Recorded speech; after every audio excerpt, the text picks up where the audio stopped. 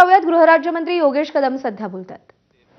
त्यांची साथ सोडल्यानंतर ते वाईट झालेले आहेत आणि ज्या काही तक्रारी करत आहेत त्या अर्थातच सूडबुद्धीने करतात हे प्रथम दर्शनी मला तरी जाणवत आहे, परंतु नेमकी त्यांची तक्रार काय आहे ह्याची मला माहिती नाही। परंतु ती माहिती घेऊन त्याच्यावरती काही योग्य ती कारवाई आम्ही करू। परंतु फक्त सूडबुद्धीचं राजकारण, आता खरं तर संजय राऊत यांचे नेते देखील त्यांनी देखील आजपर्यंत फक्त सूडबुद्धीचंच राजकारण केलं आणि तेच राजकारण हे संजय राऊत करताना दिसत आहेत। भांडूपमध्ये काहीशी तणावाची स्थिती आहे। संजय राऊतांच्या निवासस्थानी बरेच कार्यकर्ते जमले आहेत, तसंच संजय दिना पाटलांच्या इथे पण कार्यकर्ते जमलेले आहेत।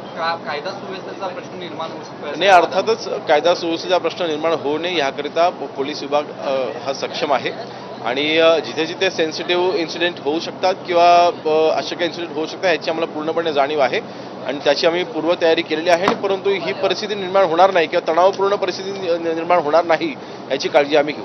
महाविकास आघाडीची बैठक झाली, या बैठकीला जवळपास 23 आमदार गैरहजर होते। आता बघा, शेवटी आम्ही पहिल्या दिवसापासून सांगतोय, अनेक खासदार हे महायुतीमध्ये येऊ इच्छित होते, तो त्यांनी निर्णय अखेरीस घेतलाच।